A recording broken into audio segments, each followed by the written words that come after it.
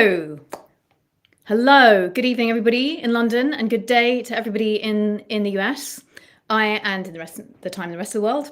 I'm here with special guest Tom Hess, and Tom Hess is a composition, music, guitar practice, guitar coaching expert, and general all-round legend at breaking down anything music related and making it accessible. So I'm very excited about the topic we're going to be discussing today. So I'm just going to introduce that a little bit for you all. So certainly when I started songwriting, and most songwriters that I know have got some sort of file on their phone, a set of clips or voice memos, little fragments, little riffs that they kind of came up with when they were noodling around or practicing, or perhaps exploring a new technique or a new bit of vocabulary. Or it might be that you literally wake up in the morning and you have a little tune in your head and you just hum it into your phone. Like, it's genius. Then you listen the next day and you're like, maybe not.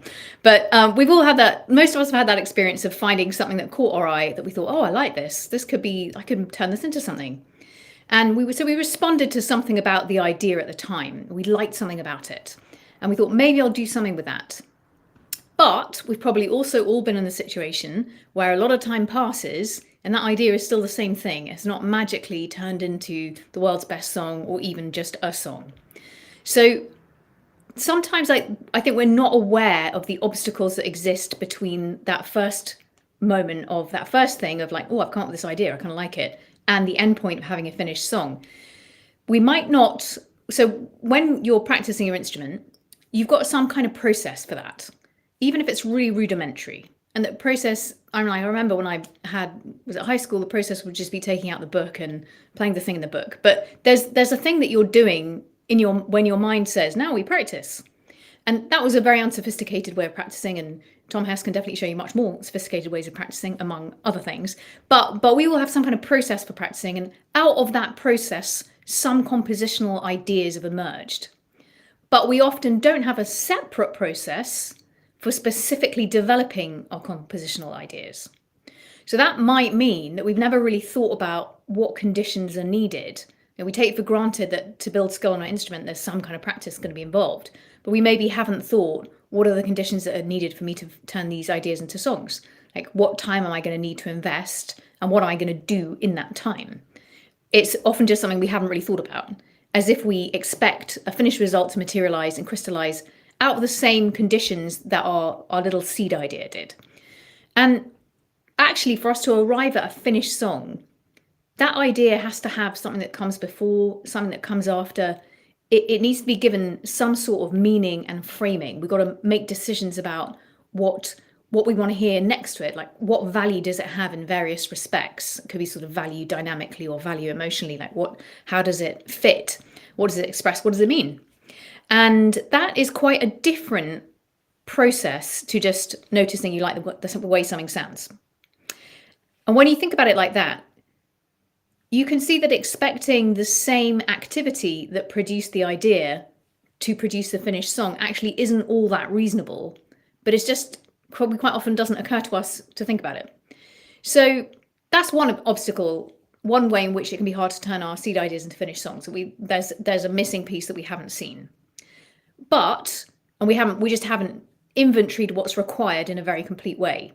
But even if we do think, oh, I need to set aside some time for this to have the opportunity to turn into something, we might not necessarily we might not know what to do. We're like, okay, here's my time that I've set aside to develop this idea. Or what do I do now?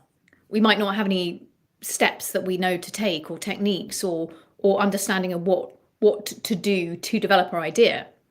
So one of the attributes of a finished song or a finished composition of any kind is that there are a lot of decisions that have been made, and each decision that we make is going to cost us a certain amount of mental effort.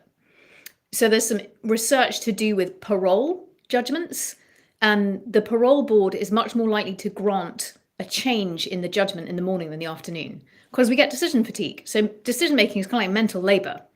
So from that point of view, it requires more mental effort to go from a fragment to a finished song than it does going from zero to having a fragment. And it's more work, and it's a different kind of work in various ways than just to generate a fragment. So that even when we might have recognized that we need to devote time to developing our ideas, we may basically not know what to do. And this is where Tom Hess is going to help us. So let's assume we've had these realizations. We've got our fragments right now. I'm going to schedule 3:30 on Saturday. I'm going to work on my compositions. What do we do next? We're going to look at some common examples of the types of situation that we might find ourselves in with songwriting.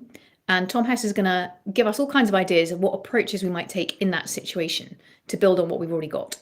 So if we're trying to think about what comes next, before we get into the specific examples and different scenarios we might be in, is there something that it's helpful for us to have in our minds before we start generating possibilities? And if so, what would that be? Yes. Well, great setup and great question here, Deanna. So, my approach to songwriting today is a little bit different than what it used to be, you know, 30 years ago, 20 years ago. So, the way that most people, I think, probably try to write songs is they, at least on the musical side, is they go to their instrument, guitar, piano, whatever it is, and they just kind of start improvising and playing, jamming something, and then trying to stumble upon something that they think sounds good. And if it sounds good enough, they might try to refine it, make it better, look for variations, etc., until they settle on some idea, a melody, chord progression, a riff, whatever. And then that might be one part of the song. And then they could kind of get stuck with, well, what should I do next? Is this, do I have the beginning of a song? Is this the chorus of the song? Is this the verse of the song? Is this the instrumental part of the song?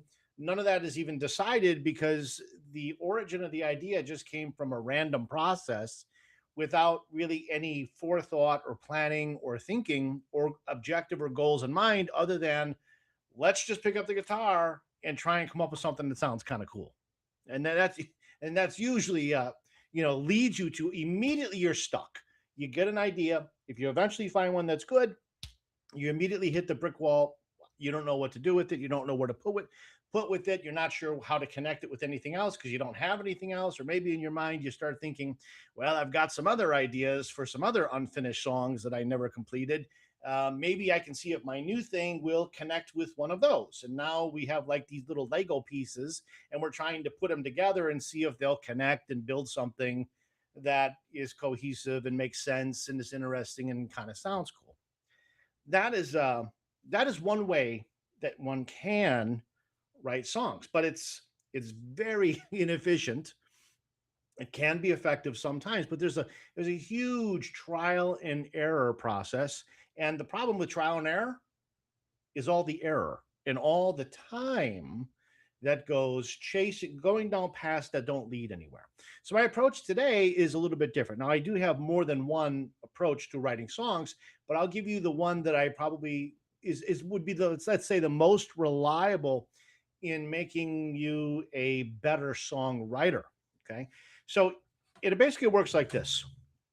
Before you go to the instrument, before you go to the guitar or keyboard or whatever, think about in non musical terms what your objective or what your goal is. What are we trying to accomplish? And I don't mean I want to write a song or I want to write a pop song or a rock song, but something more specific. What is the expressive goal that you're trying to reach?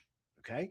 In other words, if we substitute the word movie for a song, if we were writing a movie, we wouldn't just start hiring actors and having them run around the stage and then start filming them and seeing if they did anything cool or said anything interesting. Or that's not how you would make a movie. You would start with the story, right? You would start, what kind of story is this? What is it that I want to be depicted? That's the origin typically for movies or for fiction novels or whatever. Well, with songs, why would we do it any other way? So if you start with a expressive goal, I want to create a song that expresses these emotions, okay? And you write this down for yourself in non-musical terms. So don't use music theory terms or talk about chords or styles of music even at this point. Just imagine you were talking to your grandmother, and let's presume your grandmother is not a musician, and you're telling your grandmother, who doesn't know anything about music, what your next song is going to be about. You don't have to tell the whole story, but just give her the basic emotion, the basic feeling of what it's going to be. Okay. So you then take a piece of paper, and you draw a line here and you write whatever this overarching expressive goal is. I'm going to write a really sad song about this. I'm going to write an adventurous song about that. Okay. Something you could tell to anyone. You write it at the top. Okay. Then you draw this line. All right. Now, what we need to do before we go to using this process, what we're going to do is we're going to look at every element of music and decide or determine or even just guess how can each element, and I'll show you what they are, how can each element be used to express this? Okay, let's imagine for the moment we're not writing lyrics yet. We're not writing, there's no text yet. It's just music, which you may add lyrics to later. Okay, so now we're going to make a little grid like this. Okay, and when I would write songs years ago, I have on my computer a grid that looks just like this. Now I don't need the grid, I do it in my head. And when you practice this, you'll be able to do it in your head too. So you need 7 rows. Why 7? Because there are 7 elements of music. 1, 2, 3, 4, 5, 6. So I got 7 now. Okay, there's 7 rows. Now on the left-hand column, we're just going to write what the 7 elements of music are. Okay, and in no particular order. We have melody, put a little M there for melody. You have harmony, what chords, what key you're going to be in. Okay. You have rhythm. You have dynamics, how loud or quiet the music's going to be. You have texture. That's how thick the music's going to be in terms of instruments. Timbre, that's the sound quality. Are you going to use a flute or drum set, rhythm guitar? What are you going to use? That's the timbre. What's it sound like? And then form. This is the formal structure of all of these other things. Okay, so now we have our 7 elements of music, and they're written here on the left-hand side. Okay, so we got our goal here, our expressive goal. We have our 7 elements of music here, and now we're going to ask ourselves, or if you don't know, you can ask a teacher who does know. Okay, what aspect of melody, taking the element of melody, how can I use melody to express whatever this is? Okay. Now, let's say, for example, you wanted to write something that was sad in nature.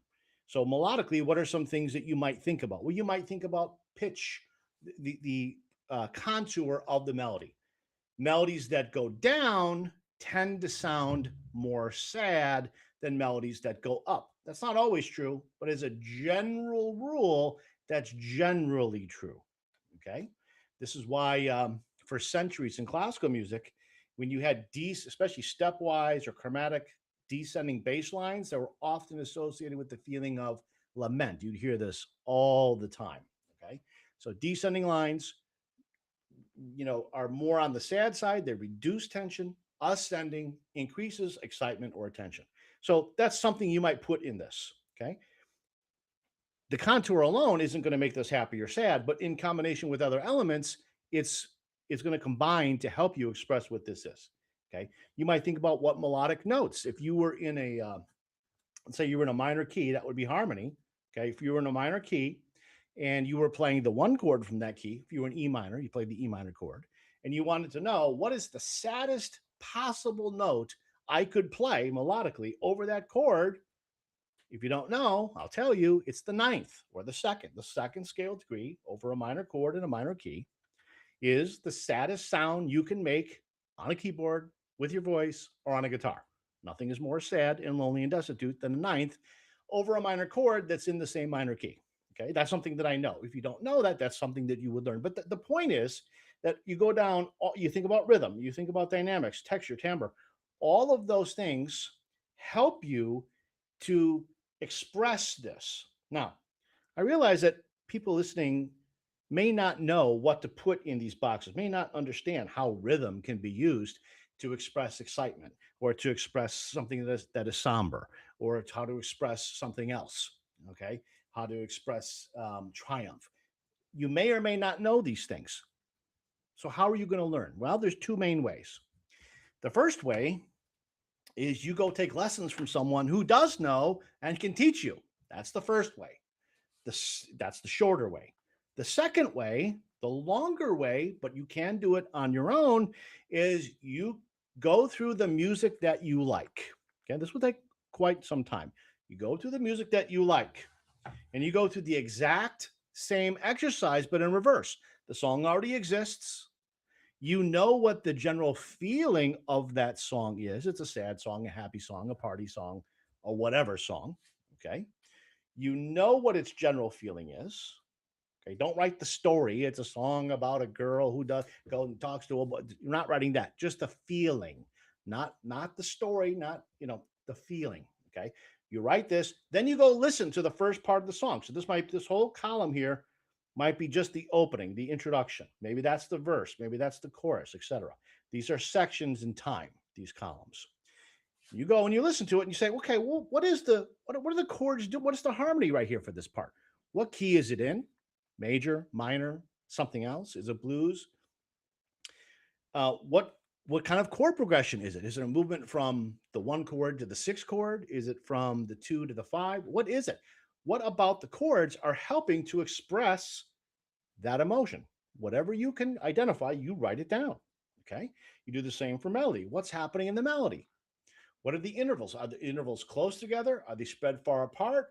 Is it very lyrical? Is it very angular? What is it? Does the contour ascend? Does it descend? Does it do an S pattern? What happens? So you're observing what happens, and you're making note of this. So if you were a composition student, this was something that you would learn to do. Okay. You learn this partly in music theory. You'd also learn it partly in composition. But any normal person, you don't have to be in university to learn how to do this. I'm basically telling you right now, generally, how to do this. Okay. And you start to see patterns. You go through 10 sad songs or 10 really happy party songs, and you're going to find patterns. They're not all going to do the same things, but you're going to find that from the 10 songs, 6 of them have the similar harmonic structures. 7 of them might do the same or similar melodic ideas, different melodies, but the elements, the concepts may be the same. Okay. You might have similar rhythms, tempo, speed, syncopation, lack of syncopation, how accents are used, what meter it's in. You start to notice those patterns. Okay. Same with dynamics, timbre, texture. What instruments do they use? How are they used? When are they used? What are its tone? Okay. And you start to see kind of a roadmap of song after song after song, how these elements can go to express what these emotions are. So you can use this for analysis. You listen to your favorite music, you go through this little exercise. Okay.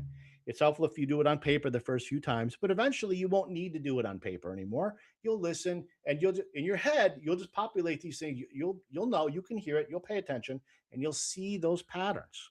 Okay. You can copy all the same patterns and still have an original song at the end. If you copy the patterns, that doesn't mean you're just going to write another song that sounds exactly like the others. No, we're not plagiarizing their rhythms or their melodies or their whatever. We're trying to identify patterns that are successful, that are accurate at expressing whatever that is on the top. Okay. So yeah, go ahead, Deanna. Do you want to jump in? You're muted. There we go. Yeah, I mean, I want to emphasize how much this blew my mind the first time I came across these ideas. Not least because I think people who come to songwriting through being fans of music, and perhaps they learn an instrument, but that doesn't really, you're never going to, like, I don't know, doing classical grades on the piano, you're never going to encounter these ideas unless you have a really enlightened teacher who explains how the composition works, which I didn't. So, so even then, even realizing that things can be broken down into repeatable flavors is some massive perception shift. And sometimes I compare it, for anyone who's thinking, but I thought songwriting was magical, and this seems like really methodical. It doesn't seem really magical, and I don't know if this fits with my idea of what writing a great song and being inspired and it kind of being a slightly mystical experience. I don't know if this fits in with that. To that person, I would say that you can still achieve that magical sense, but you're making decisions. Creativity, in a way, could be described as making decisions. And so, are you making decisions randomly? Are you making them instinctively? Or are you making them at a greater level of detail? So if someone had said, well, you can think about what the rhythm's doing, even that, even if I had no technical knowledge about how, like, what the composition, that in itself is just a massive change of attitude and approach. And I really love the idea that creativity itself is about decision making and about the quality of your decisions. So somebody who's writing a song, when they see that chart with all those elements, something like 50 new decisions to make. If you're thinking about each of those 7 things in different parts of the songs, if you've made all those decisions, do you think the end result's going to be better than if you just left them to chance? Yeah. So even if you don't have a lot of technical knowledge in one particular area, simply considering it is can be a big change to not deliberately and consciously putting your attention on it. Yeah. And the idea that there may be patterns that emerge in your research. You might listen to a bunch of songs that are sad or euphoric, and you may start thinking, yeah, there's quite a lot of them have got the same sort of BPM, or like the melodic phrases seem to have these long notes or these short notes or these staccato notes or these repeating phrases or whatever it is. That doesn't mean that what you're going to be doing is less creative, because it's an experience of something that a piece of music creates. If you've had a pizza before that has cheese and tomato, that doesn't mean you're now bored of pizza and tomato, of cheese and tomato as a combination, that you're never going to eat it again because you had it that one time and that was enough. It's not the same cheese and it's not the same tomato and it's not the same day. So I just wanted to, Yeah. I know that for some people that kind of approach doesn't seem like what they think of as songwriting. So I wanted to kind of close that gap a little bit. Yeah, and that's a great point, Deanna. In fact, that just sparked something in my mind that it just literally just realized in this moment. But it seems so obvious. This process is something I've been using for a very long time, probably, well, since probably 2000, 2001, 2002. I've been using this concept. The 7 elements of music I learned, long before that in university. But this creating this grid and taking analysis in this way through the elements is something that I've developed personally. Now, I'm not saying I'm the only one who does this. There may have been other people who have done it before me. That's certainly possible. It's even probable. I'm just saying that I arrived at this independently. I didn't learn this part from somewhere else. It doesn't really matter. But there you go, everyone. A secret ninja technique. Yeah. Yes. But if you think about, we have AI.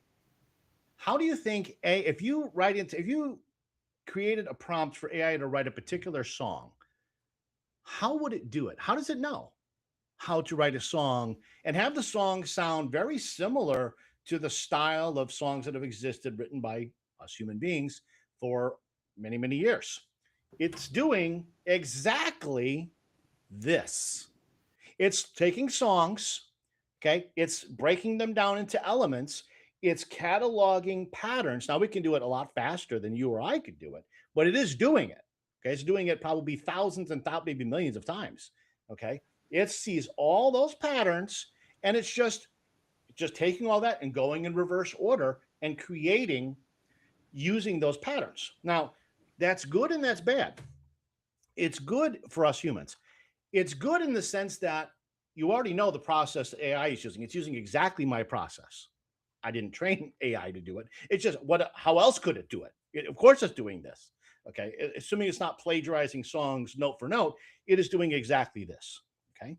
Now, where the opportunity is for human beings that AI would struggle to do is what the part that comes next. Okay. So once you've got your elements here that are all trying to serve the emotion at this point in the song, as you look through your little list, okay, well, songs that are sad tend to have these kind of rhythms. Songs that are exciting tend to have these kinds of melodies, okay, etc. Use these type of instruments or at this type of tempo, etc. When you're writing your song, you can go through and you try these different things and you decide, okay, let's say there's 7 different things in the melody category. There could be 700. Let's just say there are 7. You try each one and you decide, okay, I like one of these or more of these, or you know what, I like them, but I'm going to reject them. So in each category, each box, you either accept or you reject what is typical in being accurate of expressing this. Anything you want to accept gets absorbed into the song. Anything you want to reject, now, once you reject it, then now it's the time to go to your instrument or use your voice, okay, or use whatever you're going to use to try to explore other options that are not on this list because you've rejected at least some of these things from the list. I'm not suggesting that you should adopt them all or reject them all. I'm only saying that you can mix and match whatever you want. So for those who want the magical part, okay, it's going to be a combination of things that are familiar and things that are new in new combinations. It's not going to be reinventing the wheel with every single element of music and every song, because you're just going to have something that kind of sucks, most likely. Okay, it's going to be that combination, and that's where creativity really comes in. But ultimately, the goal is to be accurate. I want to express this, so everything that I'm doing is to try to be as accurate as I can to get this outcome, assuming that this outcome is important to you and you want to stick to it. If it's not important to you, you wouldn't use that process at all. But that's essentially what I do. Start here, start here. This is time, filling these in, doing things that I know are going to be accurate from here. Then I decide, do I want to use some of this, or do I want to try something else new that's not on this list? And then that becomes eventually the song. It's a very reliable process for writing. It's not the only one, but it's a very, very, very reliable one, and it makes you a better writer. In the meantime, maybe we'll get to that towards the end, but yeah. Well, one of the things I really like about it, apart from the fact that it is my personal opinion that the quality of a creative, of anything, any output is to do with the quality of the decision making, and the more detail and more refined the decision making is, the better the result will be. Yeah. And that helps with that. But the other thing about it is that you immediately have 7 categories in which you could have an idea. So the whole thing of like, oh, I don't know what to do next. Immediately that's not a problem anymore. Also, that kind of whole fear, which can be a big reason not to finish a song. You've got one bit you really like. You don't want to bump into the possibility that was it. Yeah. And that's kind of a psychological disincentive. It's like a barrier to getting started with the next step. Like, what if there isn't a next step, until I do it? So that kind of it dismantles that very effectively. And I just wanted to add to the AI thing. Yeah, of course, it's kind of scraping the qualities and characteristics of those different compositions, but it can't. It doesn't really generate. It's like, it's putting cheese and tomato in the right order, but it can't tell you this tomato was from my granny's garden, and so it's not really generating meaning in that sense. Yeah. Or point of view, and I think it's quite nice to keep that in mind. But you're right. It's kind of obvious when you think about it, but not until you do think about it. Yeah. So all that said, how would we? Can you show us an example where, for example, we might have a simple melody, and then we might, let's say, because that's one common scenario people get into. They've got a simple melody, and then how do I turn this into something else? What comes next? What comes before? What might be some ways that we could approach that and think about it? Okay. Great question. So before here, my approach. Okay, the question was, you've got a melody, and now how do you add something to it? Something before, something after.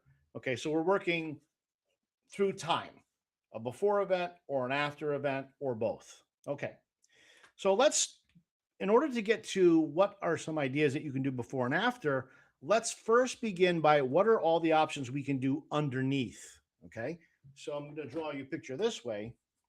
Here's our melody. This little box represents the melody.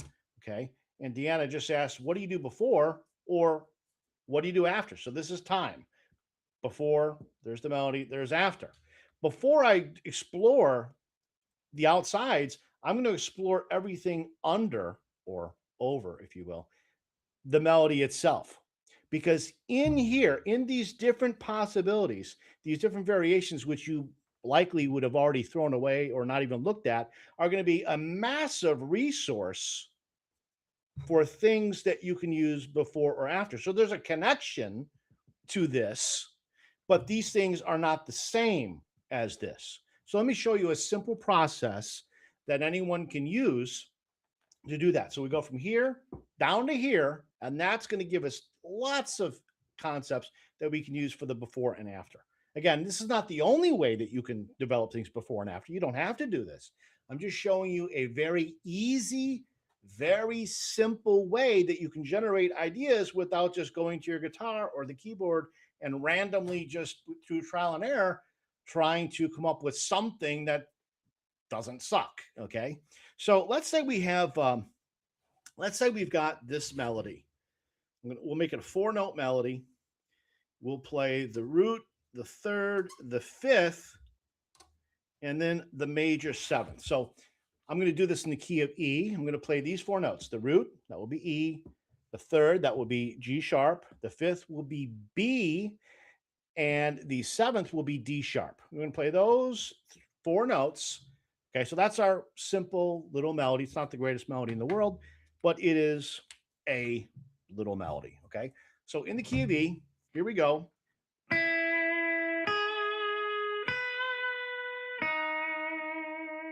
That's our melody. Okay, sounds nice. It's fairly melodic.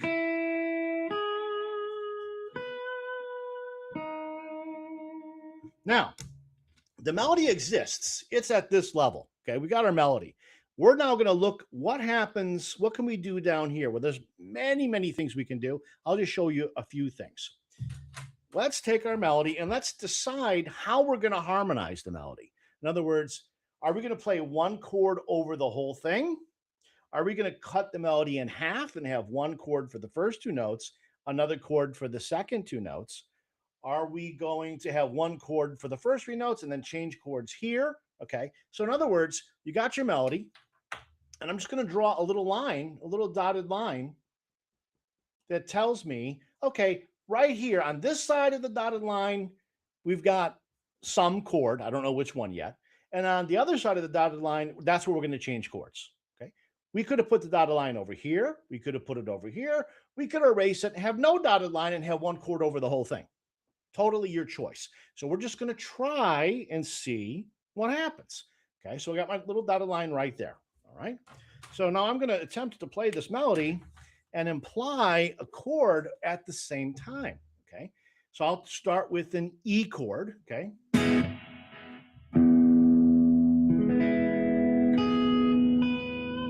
And now I need a new chord for this. Okay, so I could choose, let's say, the 5 chord, a B chord, which has that D sharp in it. So now we would have.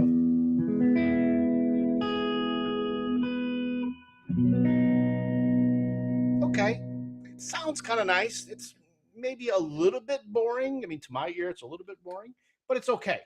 Let's explore other options.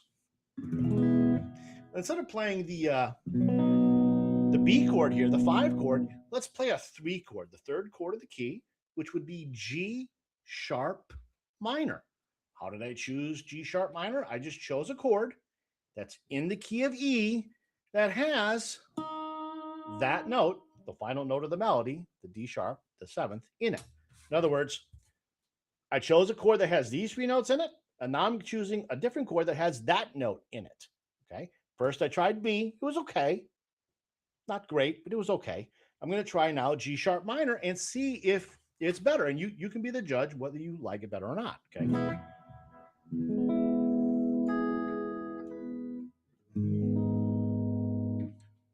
Let's hear that again.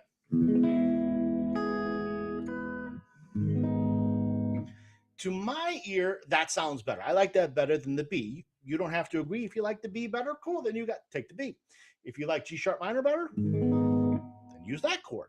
Well, let's not give up. Here's a mistake that songwriters make. They come up with a melody or a chord progression, and let's say the first or second thing they try, they think, oh, that's awesome. That's it. That's what I'm going to do. That's the one.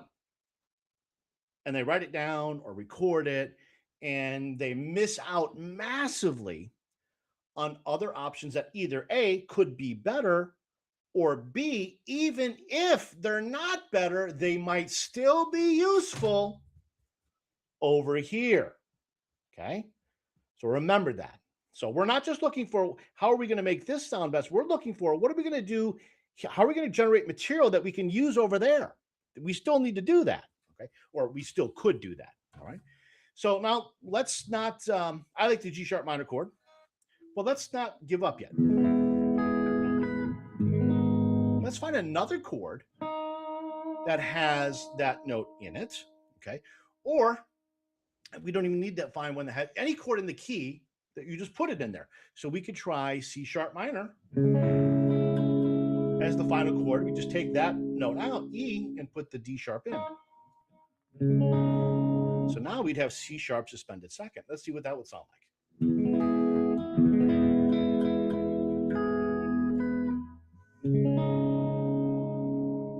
Maybe you like it better, maybe you don't. Just take note of it because that might be useful material later. Okay, we could take F sharp minor for the last chord.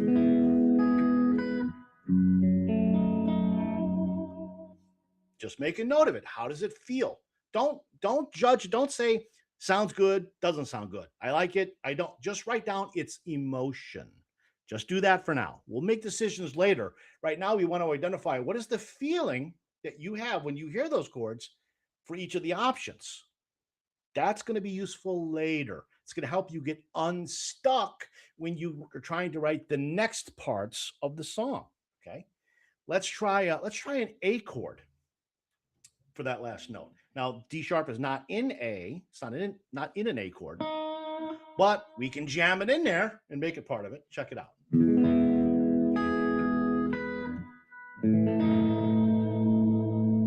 There's our note. That's the seventh of the key. It's not in the chord, but we've added it. So now we have an A chord with a sharp 4. There's another way to play it.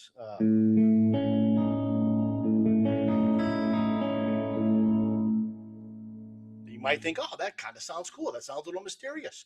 Maybe it's the right mood for your song. Maybe it's not. Maybe you think it sucks. Just make a note of how it feels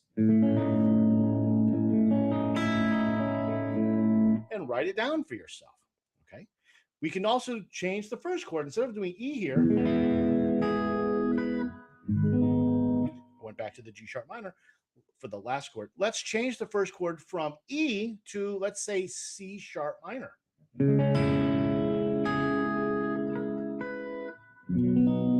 There I went C sharp minor to B. Let's try C sharp minor to G sharp minor.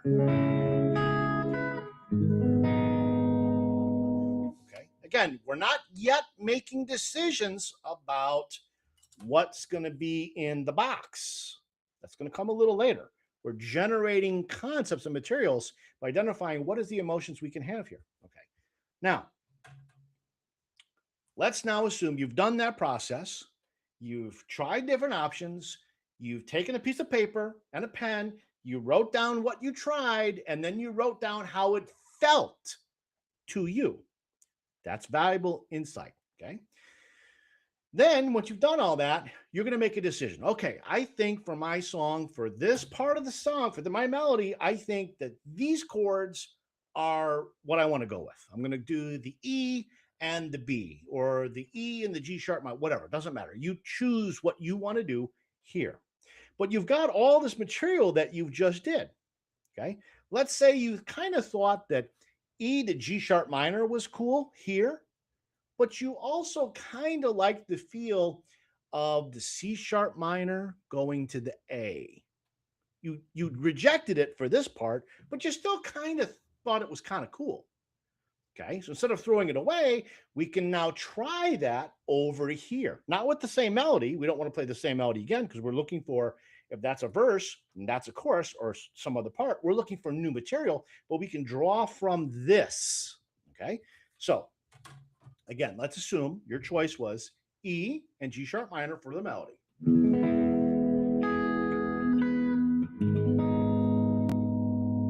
Maybe it repeats, right? So there's your opening part. Now for the next part, the C sharp minor and the A, which we rejected for the melody here, maybe now we'll use that somewhere else.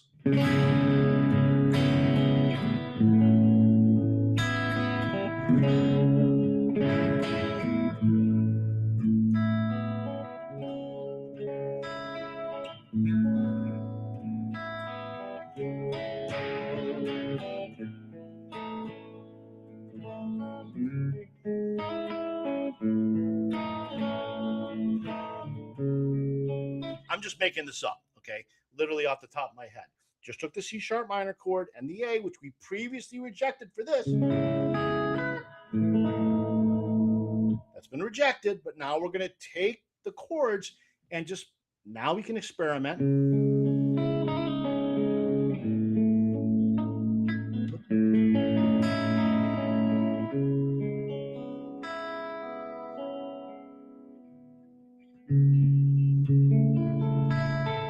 That's just another A chord.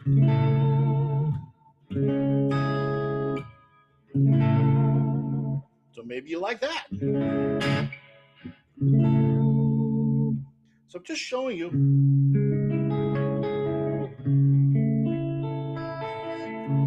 It's just C sharp minor and A. Where did that come from? Not through just random experimenting, trying whatever. It came from the rejected ideas of this, and now I can use them over here. So this won't always work. In other words, you might try a bunch of things and then try and make a new part of it out here, and you'll come to the conclusion, no, that doesn't really work. These ideas, I can't make them really fit that great. I'm going to reject all that and start over with some other process. And you might do that maybe half the time. You may say, no, this is not going to work over here. It's not going to work over there. But the other half of the time, it is going to work. You're going to think it's awesome. You're going to find a way to make it awesome. And you now have the next part written much more quickly. And it's always going to relate to this because it was originally derived from this. So it's not going to be it's going to be different, but not totally foreign. There's going to be some connection, which is going to help the two parts work together a little bit more naturally. So hope that makes sense. Deanna, you have anything to add to that? Yeah. So I think it's really nice to have a way of interrogating your original idea in absolute depth before starting with something apparently unrelated. Yeah. And the certainly the rehom, putting the different feeling you get from the different chords, that's an immediate way to give you a lot of a wider emotional palette. I'm never sure how to say that word. And you are not, I can be quite inclined to overcomplicate things quite quickly. So it stops you being over elaborate unless there's a reason for it. Because you've just taken this one melody and you've really found everything that could live in that melody before moving on to something else. So yes, I think that's great. I think everyone should do this. And then let's say that you did that and you had a little section. Let's say you had the E to G sharp, then you had the C sharp minor to A, and that was a section, and maybe you repeated that. So now we've got a chord progression going. And then let's say that you maybe wanted something completely different over that chord progression. You're like, I really like these chords, but now I want to hear something different with these chords. Either how might we do that? How might we think about that? Or how might we think about what comes afterwards? So we've got this, we might have some chords. It may be that we've got a chord section and we want to write something different over the top, or it may be that we've got a chord section and we want to have what is the next section, and how. Okay, good.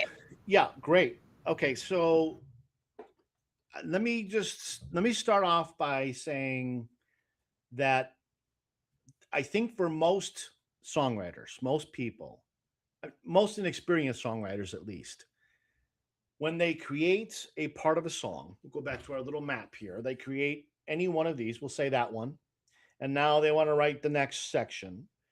The default thinking is usually, I need to do something totally different. If I used C sharp minor and A over here, I shouldn't, I ought not use C sharp and A over here. So those chords, at least in that combination, are almost always immediately rejected. They're not going to be used. It's like the songwriter says, you have been banned. C sharp and A minor, C sharp minor and A here, you're okay here, but you're banned. You can't go over here. Not for you. Out. You're out. So now, assuming that you want to stay in key, you had 7 chords in the key that were possible. Now you're down to 5 because you've banned the previous 2. Well, you've really restricted your options. So We want to keep the options open, at least temporarily. My first step would be, before I go look for any new chords, anything to add to the C sharp minor and the A, or replace them with, I want to see if I can make the existing chords, the C sharp minor and A, still work as is by playing them differently. Maybe your different melody goes on top. Maybe the rhythm changes. Maybe the dynamic level is going to change. Maybe I'm going to find a different, instead of strumming the chords, maybe I'm going to arpeggiate them versus, okay, maybe I'll add a ninth or a seventh or something to the chords. Maybe I'll just find different voicings for them, okay? Explore that first before looking for something new to play. Why? Two reasons. One, if you explore options with the existing chords, it forces you to look for other alternatives. Seeking other alternatives is a big part of what creativity is about. Okay. It's taking something and saying, how can I do it? How can I do it this way? How can I do it that way? How can I make it work like this? How can I come on to make it work like that? It's not going off and looking for something else. There's nothing creative about leaving something behind and wandering through the woods, hoping to stumble upon something in the forest. That's not creative. That's luck. Okay. Creativity is something that you develop through practice. So we had our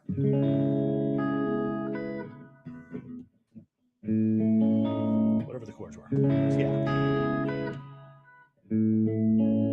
That was the C sharp minor to the A option that we previously rejected. Okay. Well, but let's assume you didn't reject it and you kept those two chords. Now we're looking for a new part. Well, I might just start with different voicings. Okay. I might play the C sharp minor chord up here.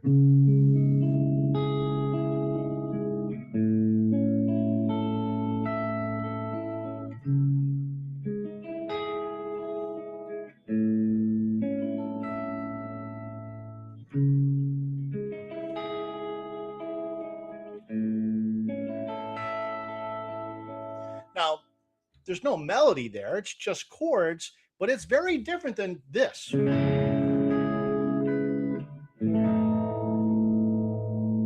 Okay. Again, it doesn't mean that we're going to use this.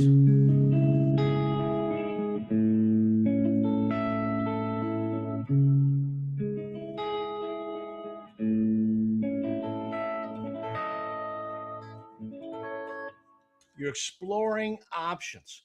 Now, you also might think, well, I like some aspect of this. I like these chord voicings. Maybe I'll go to this A chord here. So I like the C sharp minor and the A. Let's say you chose that.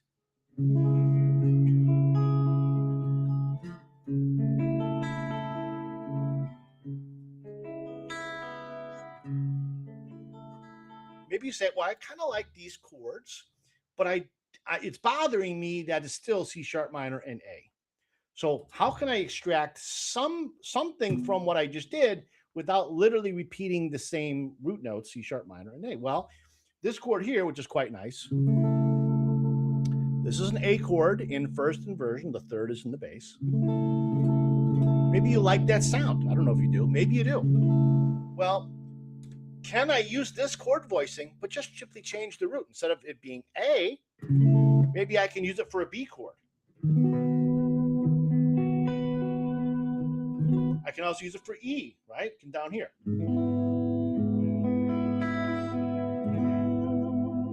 So if I didn't, here's the important part.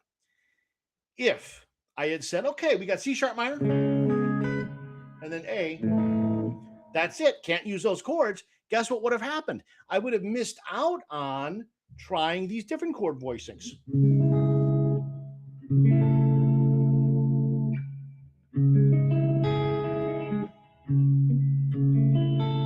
And maybe one of these maybe you like this chord. Again, we could just use it here or here. In fact, let's just do that.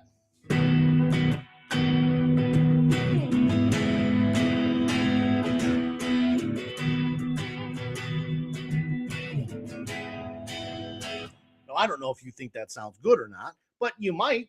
Maybe you'll like it.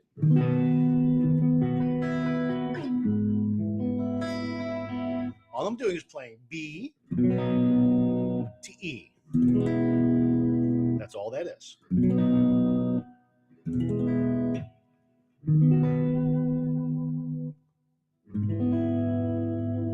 Different sound, but I got the idea for the chord voicing from the A version of this. Okay, maybe you like B to A.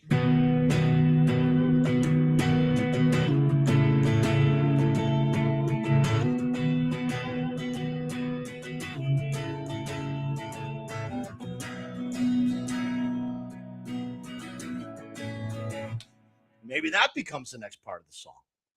The point is, the ideas, the thought process, the creative steps here, from here down to here, and then to here. It wasn't, oh, let's just totally find something new and just goof around on the guitar until we come up with something. Throw all the mud up against the wall and see what sticks. That wasn't the process. Would have used it, but it's very inefficient. Thank you. There's something I want to draw out for people, is that for you to play those chords in a different place, you obviously had to have some vocabulary. And for you to stay in the same place and explore different vocabulary and different chord voicings instead of using this like a narrow set of chord voicings and playing different chords of them, that's an increased depth. You're in that chord land, but you kind of like you've explored it in more depth. And that depth has yielded a result of character. So now, in terms of what it means to have your own style as a writer or composer, there's an immediate quality of recognizable style in what you just played because it is distinctive. And the way that not everybody who's playing an A and C sharp minor is going to play them that way. So if I heard that and then I heard bar chord voicings, I would immediately be able to hear the difference. One of them is going to sound more akin to the style I know of your composing than the other. So I think even if you don't have a big ego about your writing, the idea of finding your own style and expressing that authentically or as accurately as possible plays into is behind what you've just explained in a certain way. Does that make sense? Yeah. Yes. If you, I mean, are you asking? Are you saying that my approach to songwriting has led to these processes? Is that what you meant? It's more that if people take for people to be able to, if people do what you just did, that will require them to go into more depth and more detail. And when they've done that, the result will be more specific to them. Oh yes, it's and totally in that sense, yeah. The the deeper you byproduct go, of the it more it's is the that more this is becomes going to you. be how you develop your own sound and your own style that's specific to you. That's going to then be something of a signature that people, as soon as if I'm playing a 1 6 4 5 chord progression with bar chords, it's going to sound like a million other songs. If I've looked at different ways to connect the voicing, it's just going to sound like my song, that song. So I just wanted to make that a little bit clearer for people. Yeah, the deeper you go, the more personal it gets, the more original it's going to sound. And the more reflection is just of your particular creativity and your particular taste. So yes, fantastic. Oh, I really enjoy all this discussion. Going back to my very first question, do you have any recommendations for people on how they might organize or systematize their approach to composition? We've had a really great set of approaches that people can use with melodies, a really great way to think about exploring chords. How might people think about wrap this up in their minds for how they might use it going forward? Sure. So, yeah, I've got a lot to say, but I'll condense it down to just a few things. The first thing is, as I mentioned earlier, towards the beginning, when I showed you, it's all messed up now, but when I showed you this grid here, okay, I said that you can you can start with your goal and then someone else's music and you start filling it in, but you can also go from the opposite side and just analyze your favorite songs. And I have on my computer at home, I have a huge, enormous Excel file. And in that Excel file, I have all my favorite pieces of music or songs or favorite little sections of songs or classical pieces of music or whatever that I like. They're just written there, the name of it or what section it is, the B section, the chorus, the guitar solo, the development section in a sonata form song, whatever, or piece of music, whatever it is. Okay. And so I have this list, and the list is ordered by the element of that section of music that I find to be very accurate at expressing the emotion of the intent of the piece of music or the song. So, for example, I was teaching this or mentioning this in I think it was in my office hours or my live class on Monday night to my students. Uh, Frederick Chopin, 19th century composer, my favorite composer of all time, Polish pianist and composer. He wrote a lot of music. One of the pieces of music that he wrote was a funeral march. Okay. Sounds a little dark, and it is. You've all heard it before, by the way. You've all heard the main theme. If you've ever watched cartoons, you've heard it, okay? Because it's in cartoons all the time. Okay, just the little melody part, not the whole thing.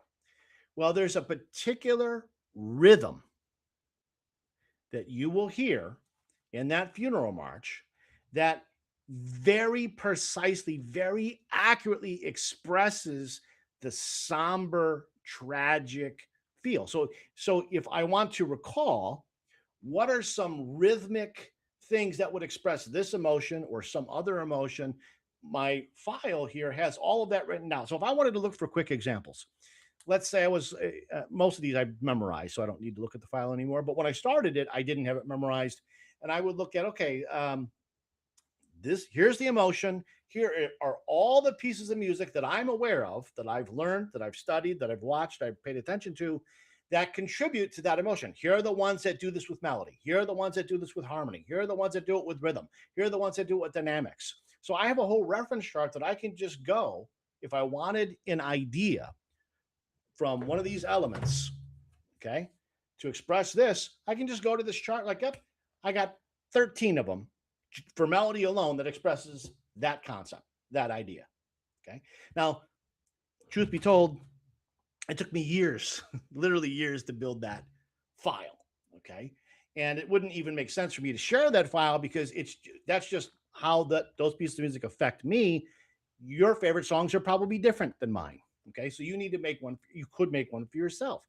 It is a lifetime treasure that you'll have. Okay. Doesn't mean you're going to go and steal the songs and plagiarize them. It just means that for every element, you have exact examples. You know exactly where to look. You know exactly what it is. You know exactly where it is. You know exactly why it works. Okay. So that's something that I've done. That's the first thing. The second thing is that when you're writing, you want to have, in my opinion, you want to have as many different ways to write music as possible. Okay. I'm drawing you a picture right now. Okay. You want to be able to approach a song, especially if you're stuck, from all kinds of different angles. Okay. You have a process over here. That's not working for you today. You have a process over here. That's not working. You have one here. You have the more processes you have. I gave you one. Okay.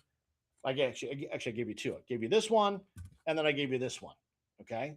Those are two different processes you can use to write parts of music. So you got one here and you got one over here. There are more. There are a lot more. Okay. That I use or other people use, that Deanna uses. Okay. But the more of these you have, the easier it's going to be for you to A, write songs faster, B, write better songs, and 3, the most important part, become a better songwriter. And that's going to lead me to the very last thing I have to share here today is and please listen carefully to this because this is a lesson that took me a long time to learn. Okay, I'm just going to give it to you for free right now. Okay. And if someone would have told this to me 40 years ago, I would have been so much further ahead, so much earlier in my life as a musician. So I'm just going to tell it to you right now. Whenever you're sitting down to write a song or to try to write a song, you have two choices with your time. You can either spend the time trying to write the song. The goal is write the song, start the song, finish the song. That's choice number one. That is very short term thinking. It's a very narrow goal, very narrow objective, and you may write a decent song and finish it. You might like it. Hope that you do. The other choice is spend the time becoming a better songwriter. The more time you spend here, the greater of a writer you're going to be. You'll be able to write more songs faster and better because you're spending time practicing becoming a writer, which is very different than the practice of trying to write a song. If you want to write a song, you're going to engage in certain activities.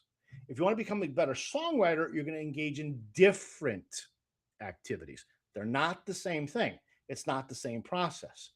For me, because I kept trying to write songs or write better songs or finish songs that were unfinished, and I realized it's really hard for me. It's taking a long time. I'm really not getting a lot. I'm getting a little bit better at it, but not much better. I realized I need to focus on this side of the equation. If I focus more time on becoming a better writer, learning more about songwriting, practicing, training in this way, writing songs will take care of itself. It'll be easy once I'm better on this side. So next time you go to sit and write a song, ask yourself, what am I trying to do right now? Am I trying to start a song or finish a song, or am I trying to become a better songwriter? Make that choice first. Once that choice is made, then you have different activities that you can do. I'll tell you that long term, this is infinitely better. But if you need a song right now, this week, well, then you're working on that side of the equation. So that's what I got. I think that's a really helpful distinction to make, not least because it actually helps with writer's block a little bit, along with the 55 different ways we can add things to a song via the chart. Because a lot of the reason that people get stuck on one particular song is they want that song to be great. And so that one song is carrying all this weight. When you're like, what I care about is becoming a better writer, which and that happens by me progressing through these certain steps of the song. That one song no longer has to prove your credentials as a writer, and it therefore becomes a lot easier to just continue doing the work of that song, because whether you end up loving it or not loving it, it doesn't sum you up or represent you or describe your entire abilities as a writer. So that's a kind of side reason why I think that's a very helpful distinction to make. Wow. Well, thank you very much. There's so much there for us to learn from and explore. And Father Christmas can bring you some great songs in your stocking if you implement Tom Hess's advice. But that's not all. You also have something for people that people can download. I'm going to get it up on the screen and you can tell everyone about it. I do. This is primarily for guitar players, but it would apply to other people as well, other musicians as well.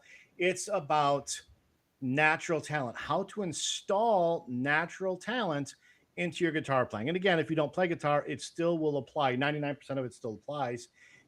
So in this free downloadable video, I'm going to show you, first I'm going to tell you exactly what natural talent really actually is. It's not what most people think that it is. Okay, it's not something that you're born with or you're not born with. That's not what natural talent is. Okay. Second, I'm going to show you the hidden but really obvious thing that you've probably been doing for years that's been keeping you stuck. And even most music teachers, guitar teachers, are totally unaware of it. Okay.